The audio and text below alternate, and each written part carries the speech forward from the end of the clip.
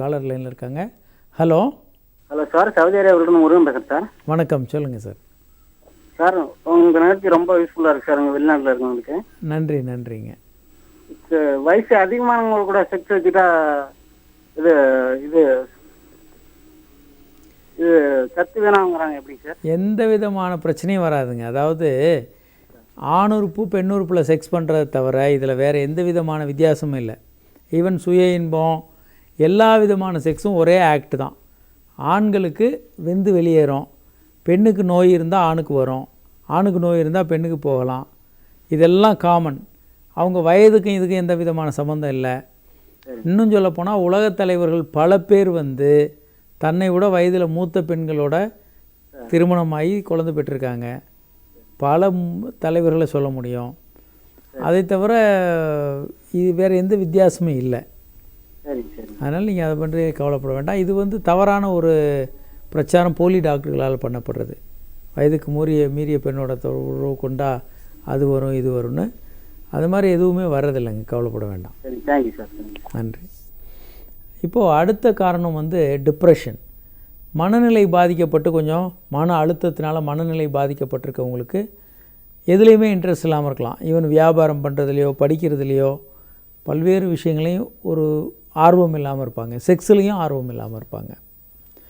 அடுத்ததாக வயதும் ஒரு முக்கியமான காரணம். ஒரு 20 வயதில் இருக்கக்கூடிய செக்ஸ் ஆர்வமும் உடலில் இருக்கக்கூடிய ஹார்மோன்கள் அளவும் வயதானவர்களுக்கு இருக்கிறதில்ல. 40 வயதிற்கு மேலே ஒவ்வொரு வருடமும் 1.2 mg/dl அளவுக்கு இரத்தத்தில் டெஸ்டோஸ்டெரான் குறையுதுன்னு கண்டுபிடிச்சிருக்காங்க. அதனால் ஆண்களுக்கு இதில் செக்ஸ் ஆர்வம் கொஞ்சம் கொஞ்சமாக குறையும். பெண்களுக்கும் இதே போல் மெனோபாஸ் டைமில் ஹார்மோன்கள் மாற்றங்கள்னால அவங்களுக்கும் ஆர்வம் குறையுதுன்னு கண்டுபிடிச்சிருக்காங்க. ஒரு காலர் லைனில் இருக்காங்க. ஹலோ வணக்கம் சார். வணக்கம், சொல்லுங்கள். திருச்சிலேருந்து பேசுகிறேன் சார். சொல்லுங்கள் சார், உங்கள் பேர்? முகமது ரஃபீக். சொல்லுங்கள் ரஃபீக். கன்சீவாக இருக்கேங்க சார். சொல்லுங்க. பல்லு வலிக்குதுன்னு சொல்கிறாங்க, ஆனால் பல்லு பிடுங்கலாமா கூடாதா சார்? உங்கள் மனைவி? ஆமாம்.